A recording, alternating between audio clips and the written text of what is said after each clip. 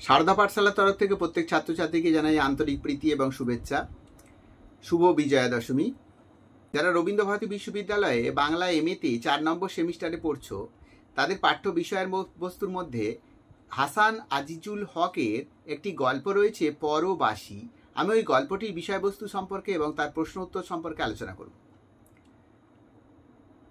তো প্রথমেই আমি বলে রাখি, বহু ছাত্রছাত্রী রয়েছে এতদিন থেকে আমার কাছে পরিচিত, তারা এমএতে ভর্তি হয়েছে বটে, কিন্তু সঠিকভাবে সারা সেমিস্টার ধরে বা সারা বছর ধরে পড়াশোনাটা ঠিকঠাক চালিয়ে যায় না বা যেতে পারে না। অনেক সময় তারা বড় হয়ে গেছে বলে, জীবনের নানান কাজকর্মের মধ্যে সংযুক্ত বলে, অনেকে গৃহবধূ বলে, অনেকে বা টাকা ইনকাম করার জন্য বিভিন্ন কাজের সঙ্গে যুক্ত থাকে বলে ইত্যাদি ইত্যাদি কারণে, যে কোনো কারণেই হোক না কেন, তুমি যদি পড়াশোনা করার সুযোগ না পাও বিশেষ, তাহলে আমি বলবো সন্ধ্যাকালীন সময়ে বা রাত্রিবেলা টুকটাক একটু আধটু ভিডিওতে যদি আমার এই পাঠ্য অধ্যায়গুলি আলোচনা সম্পর্কে জানতে পারো বা শুনতে পাও, তাহলে আমি বলবো তোমাদের পরীক্ষার সময় কোনো অসুবিধা হবে না এবং তুমি নির্দ্বিধায় পরীক্ষা দিতে পারবে এবং যথেষ্ট হাত চালিয়ে লিখতে পারবে এবং তোমার সংকট, কোনো রকম সংকোচনা এবং কোনো রকম তোমার মানসিক দ্বিধা, দ্বন্দ্ব ইত্যাদি থাকবে না। পরীক্ষার সময় ভয়, ভীতি ইত্যাদি তোমার দূর হতে পারবে। যাই হোক, আজকে বলে তোমাদের যে গল্পটা আমি আলোচনা করব বললাম পরবাসী। আসলে আমরা মানুষ, আমরা সেই সভ্য জগতে আসার আগেই পৃথিবীতে যখন ছিলাম, আমরা সবাই একত্রিতভাবে ছিলাম। সেখানে জাতি, ধর্ম, বর্ণ, নারী, পুরুষ, কালো, ফর্সা, ধনী, নির্ধন ইত্যাদির বিচার বিবেচনা ছিল না। আমরা তখন শুধু ছিলাম একজন মানুষ, আর মানুষ হিসেবে জীবনটাকে অতিবাহিত করবার চেষ্টাতেই আমরা লড়াই চালিয়ে যেতাম। কিন্তু কালক্রমে যখন সভ্যতার আলো আমরা দেখতে শুরু করলাম, তখন নিজেদের মধ্যে অনেক অনেক বিভাজন নিয়ে এসেছি, যা পৃথিবীতে অন্য কোনো জীবজন্তুর মধ্যে নিয়ে আসা হয়নি। তো আমরা মানুষ, আমরা বুদ্ধিজীবী বলে আমরা নিজেদেরকে এমন বিভাজনে বিভাজিত করেছি, যাতে আমরা নিজেদের ক্ষতি নিজেরাই কিন্তু টেনে এনেছি। এই বিভাজনের মধ্যে বর্ণ বিভেদ্যতা, ধর্ম বিভেদ্যতা, জাতি বিভেদ্যতা, ভাষার বিভেদ্যতা ইত্যাদি নিয়ে বহু লড়াই পৃথিবীতে ঘটে গেছে, তা তোমরা সকলেই জানো।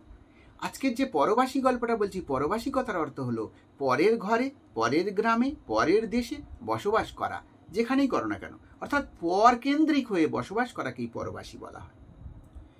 আমরা সত্যিই তো যে জায়গাটায় বসবাস করছি, যেখানে বেঁচে আছি, যেখানে লড়াই করে জীবনটাকে চালিয়ে নিয়ে যাচ্ছি, হঠাৎ করে যদি জানতে পারি সেখানটা আমাদের নয় বা সেখানটা আমার নয়, সেখানটা আমি যে ব্যক্তিগতভাবে যে চিহ্নে চিহ্নিত, সেটার জন্য সেখানটায় উন্মুক্ত প্রশস্ত পরিসর নেই, সেখানে থাকলেও আমাকে আর থাকতে দেওয়া হবে না, তখন আমরা খুব চমকে যাব, তখন আমরা খুব বিপদের মধ্যে পড়ব।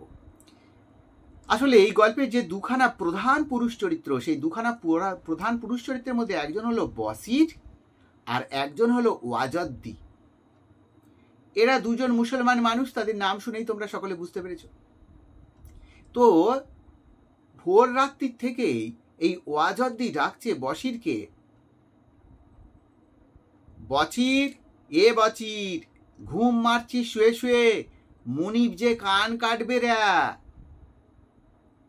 এই কথার অর্থ হলো এরা মুনিশের কাজ করে, অর্থাৎ শ্রমজীবী, শ্রমিক এরা।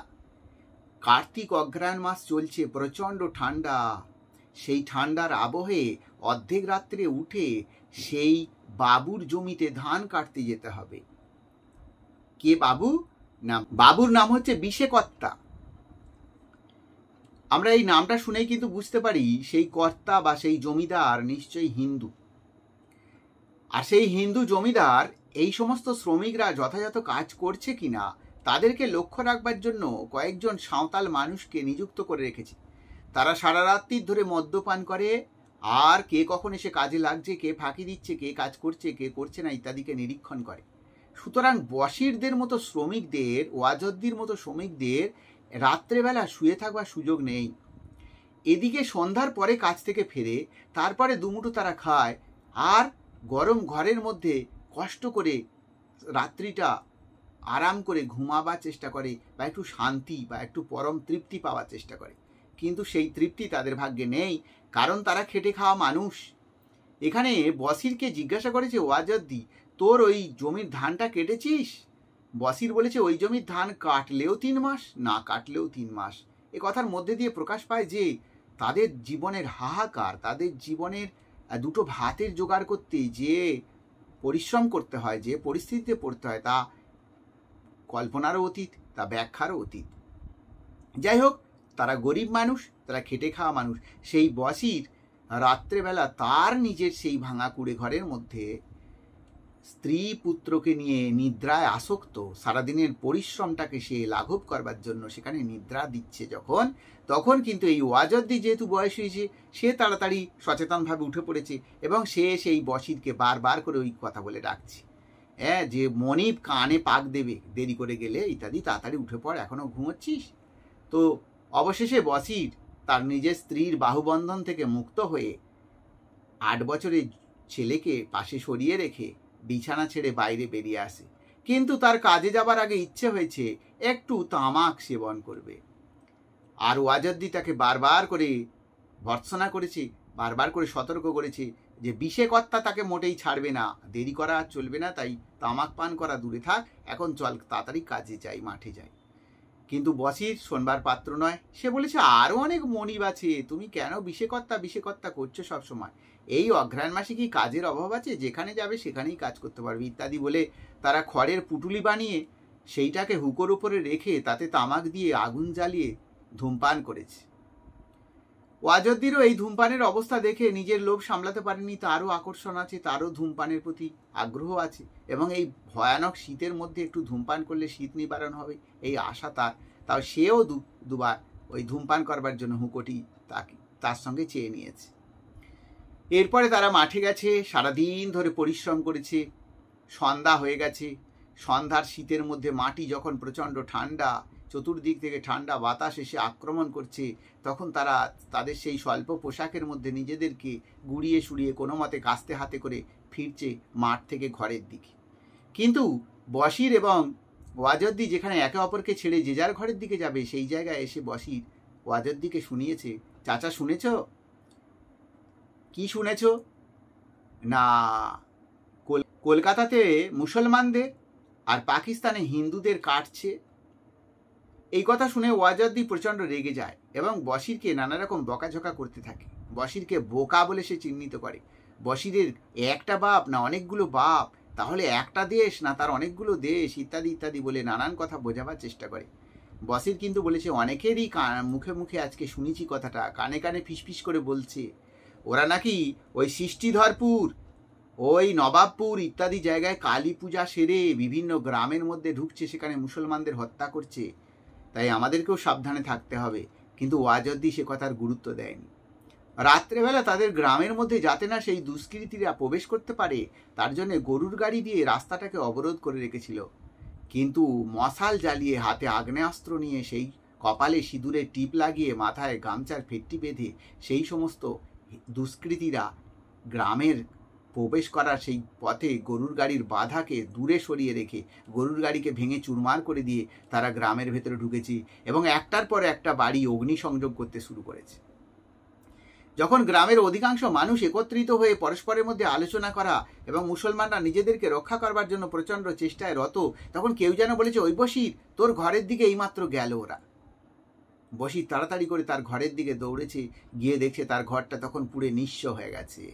তার 26 বছরের সেই যুবতী স্ত্রী একটা পোড়া কাঠের মতো পড়ে রয়েছে ঘরের এক প্রান্তে, আর তার ছেলেটাকে বল্লম দিয়ে মাটিতে তখনও পর্যন্ত গাঁথা রয়েছে। এই বীভৎস দৃশ্য বসির সহ্য করতে পারেনি, কোনো মানুষই সহ্য করতে পারে না। আর সেখান থেকে মানুষ পোড়ার বা চামড়া পোড়ার, মাংস পোড়ার একটা কাঁচা গন্ধ বেরিয়ে আসছে। বসির সেখান থেকে পাগলের মতো সরে গেছে। সেখান থেকে সরে গিয়ে নিজেকে বাঁচানোর জন্য দূর দূর সীমান্তে গিয়ে পৌঁছে গেছে। কোথায় গেছে, কখন গেছে, কিভাবে রয়েছে সে নিজেই জানে না। শুধু তার একটাই কামনা, তাকে যেন কোনো মানুষ শুধু নয়, কোনো পশু পক্ষী কেউ যেন না দেখতে পায়। সেইভাবে সে সারাদিন একটা ঝোপের মধ্যে লুকিয়ে থেকেছে। সন্ধ্যার পরে শীতে প্রচণ্ড কাতরতাকে সহ্য করতে না পেরে একটা মরা নদীতে নেমে পড়েছে সে, যে নদীতে জল নেই। সেই নদীরই পাশে কোনো একটা জায়গায় অল্প একটু হয়তো জল ছিল, সেখান থেকে কাদামাটি বাঁচিয়ে 1 আঁচলা জল তুলে পান করেছে। আর সেই নদীর গর্তের মধ্যে নিজেকে সঁপে দিয়ে সেই শীতের হাত থেকে নিবারণ পাওয়ার চেষ্টা করেছে। আর সে মাঝে মাঝেই শুনতে পাচ্ছে যেন সেই ওয়াজদ্দি চিৎকার করে বলছে, বচির, এ বচির, ঘুম মারছিস শুয়ে শুয়ে, মনির যে কান কাটবে রে। বচির এই নদীর মধ্যে থাকতে থাকতে নিজেই বলেছে, শালো কতক্ষণ হাঁটছি গো, কোথায় এলম তাজি মুটেই ফোম করতে পারছি না। আর শালার আচ্ছা জাড় বটে, জাড় মানে শীত, প্রচণ্ড ঠান্ডা, ঠান্ডা সহ্য করতে পারছে না সে। যেখানে যাচ্ছে ভাবছে হয়তো ওইখানটায় গেলে একটু আরামে থাকবো, সেখানে আরও ঠান্ডা। অবশেষে এইভাবে ঘুরতে ঘুরতে সে একসময় দেখলো নদীর যে পাড়টা উঁচু, সেই পাড়ের উঁচু পাড় থেকে একটা ছায়া এসে, চাঁদের আলোর ছায়া এসে পড়েছে নদীতে। তখন দেখলো সে পাড়ের উপরে দাঁড়িয়ে রয়েছে একজন লোক, হাঁটু পর্যন্ত তার ধুতি, আর গায়ে রয়েছে ফতুয়া, কাঁধে রয়েছে তার একখানি বাঁক, বাঁকের দুই প্রান্তে নানান বস্তু সামগ্রী সাজানো রয়েছে। বসির আস্তে আস্তে উঠে গেল সেইখানে।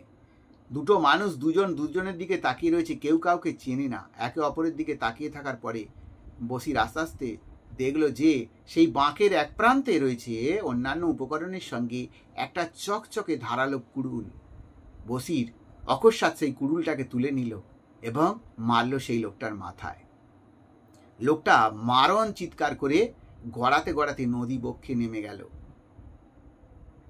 বসির তখন বলল, পালাইছিলে শালো এ দেশ থেকে। অর্থাৎ বসির এখন তার উন্মত্ততায় যে দেশে এসে পৌঁছে গেছে, সেই দেশটি মুসলমানদের দেশ। সেখানে যারা হিন্দুরা রয়েছে তারা রাত্রের অন্ধকারে পালিয়ে যাচ্ছে নিজেদের প্রাণ বাঁচাতে, অথচ বসির তার পরিবারকে নিয়ে তো প্রাণ বাঁচাতে পারেনি। যে দেশে ছিল সেখানে তো তার পরিবারটাকে নৃশংসভাবে হত্যা করা হয়েছে। তারা তো প্রতিশোধ নিয়েছে, তারা তো তাদের নিজেদের ইচ্ছাটাকে পরিপূর্ণ করেছে।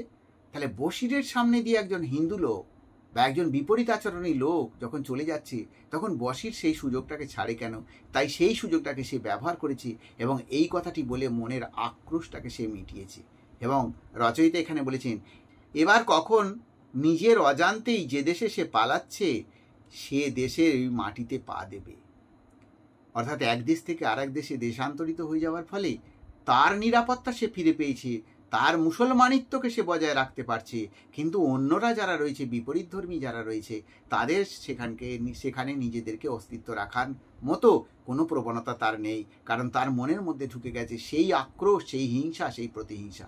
আসলে আমরা তো সাধারণ মানুষ, আমরা দেখেছি আদাব গল্পেও এমন বিষয়বস্তু।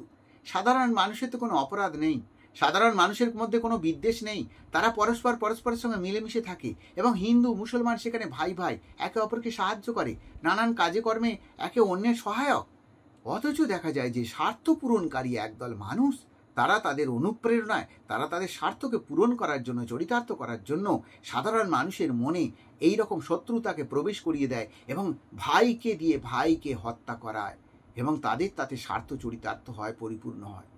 একসময় বিদেশি শাসকরা তাদের চরম ইচ্ছাকে পরিপূর্ণ করার জন্য, তাদের স্বার্থকে পরিপূর্ণ করার জন্য, তাদের লোভানলকে পূর্ণ করবার জন্য তারা এমন ঘটনা ঘটিয়েছিল।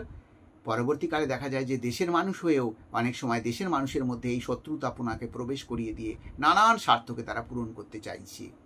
সুতরাং তার একটা প্রেক্ষাপট, তার একটা দৃশ্য এই গল্পের মধ্যে দেখানো হয়েছে এবং সেখানে দেখানো হয়েছে যে পরবাসী, অর্থাৎ অন্যের দেশ বলে হঠাৎ করে কেউ কাউকে চিহ্নিত করে দিয়ে যে তার প্রাণ কেড়ে নেওয়ার একটা প্রবণতা, সেইটার জন্য গল্পখানির নামকরণ গল্পকার এখানে পরবাসী দিয়েছেন।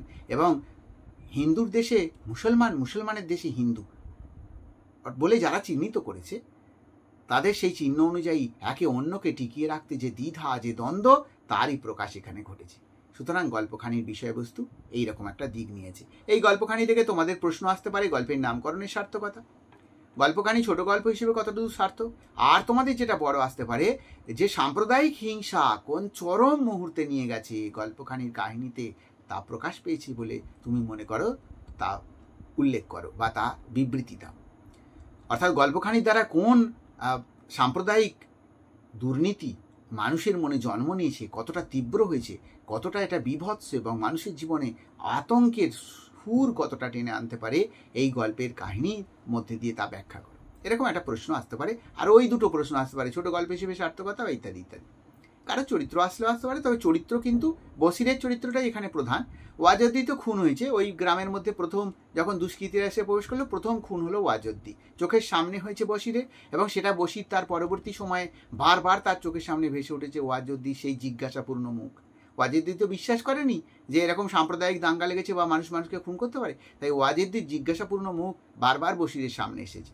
তো এখন আমরা বলতে পারি যে তোমরা যদি বলো যে সাম্প্রদায়িকতার যে চিহ্ন গল্পের মধ্যে প্রকাশ পেয়েছে তার বিবৃতি দেওয়ার জন্য, তো সে কথাটা আমি বলতে গিয়ে বলতে পারি যে গল্পের যে কাহিনী এতক্ষণ বললাম তোমরা এই কাহিনীটাকে নিজের ভাষায় লিখতে পারো এবং তার পরবর্তীকালে বলবে যে মানুষ, স্বার্থপর মানুষ, তাদের স্বার্থকে চরিতার্থ করবার জন্য এক ধরনের সাধারণ মানুষকে, যে ধরনের মানুষের মধ্যে শিক্ষা দীক্ষা কম, যে ধরনের মানুষের মধ্যে হিংসা প্রবৃত্তি স্বাভাবিকভাবেই জন্ম নিতে পারে, তাদের মধ্যে এই রকম ভুল একটা নিশানাকে প্রবেশ করিয়ে দিয়ে মানুষে খুন দাঙ্গা হাঙ্গামা লাগিয়ে দিয়ে যে চেষ্টা চালানো হয়েছে তারই একটা পরিপূর্ণ রূপ এখানে দেখা গেছে। সুতরাং সাম্প্রদায়িকতার একটা বিভৎস পরিণতি গল্পকার এখানে সুন্দর করে ছবি এঁকেছেন, যে পরিণতি ইতিপূর্বে ঘটে গেছে বিভিন্ন দেশের মধ্যে, আজও ঘটবার জন্য নানান জায়গায় উকিঝুঁকি মেরে যায়, তারই একটা প্রতিচ্ছবি আমরা এখানে দেখতে পেয়েছি। সুতরাং গল্পখানি সেদিক থেকে সার্থকতা পেয়েছে, বা মানুষকে সচেতন করবার জন্য গল্পকার যথেষ্ট সচেষ্ট হয়েছেন, এবং মানুষ যাতে নিজের ভালোটা বোঝে, নিজের সংসারটাকে টিকিয়ে রাখার, নিজের পরিবারটাকে ভালো রাখার, নিজের ধর্মের নয় শুধুমাত্র আশেপাশের সমস্ত মানুষগুলোকে ভালো রাখবার জন্য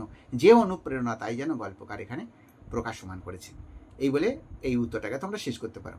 রবীন্দ্রভারতী বিশ্ববিদ্যালয়ে যে কোনো ছাত্রছাত্রী যদি মাসিক 100 টাকার বিনিময়ে তোমরা আমার কাছ থেকে পড়াশোনা করতে চাও, আমি তোমাদের এরকম ভিডিওর মাধ্যমে বিষয়বস্তুগুলোকে বুঝিয়ে দেবো এবং তোমাদেরকে নোটস আমি পাঠিয়ে দেবো, নোটসের PDF ফোনের মাধ্যমে। নোটস পড়ার থেকেও তোমরা আমার এই বোঝানো বিষয়গুলোকে তোমাদের মাথার মধ্যে রাখতে পারবে এবং পরীক্ষার হলে গিয়ে নিশ্চিন্তভাবে লিখতে পারবে। তার জন্য তোমরা আমার হোয়াটসঅ্যাপ নাম্বার দেওয়া রয়েছে, স্ক্রিনে যোগাযোগ করতে পারো। মাত্র, আবার বলছি, মাসিক 100 টাকার বিনিময়ে আমি পড়াচ্ছি, যেটা বর্তমান দিনে খুব নগণ্য। কারণ বিভিন্ন ধরনের ছাত্রছাত্রীরা রয়েছে, গৃহবধূরা রয়েছে, এবং যারা কাজ করে, আমি জানি অনেক সময় অনেক ছাত্রছাত্রী অনেক অসহায় অবস্থায় পড়াশোনা চালিয়ে যাচ্ছে, তাদের সবার কথা চিন্তা করে আমি এরকম ব্যবস্থা করেছি। তোমাদের প্রয়োজনে তোমরা আমার সঙ্গে যোগাযোগ করতে পারো। আশা করি তোমাদের পড়াশোনার এই যে গুরুভার, এই গুরুভারকে আমি অনেকটাই লঘু করতে পারবো এবং তোমাদের মধ্যে সহজ সরল ব্যাপারটিকে এনে দিতে পারবো। এই বলে এই ভিডিও শেষ করলাম।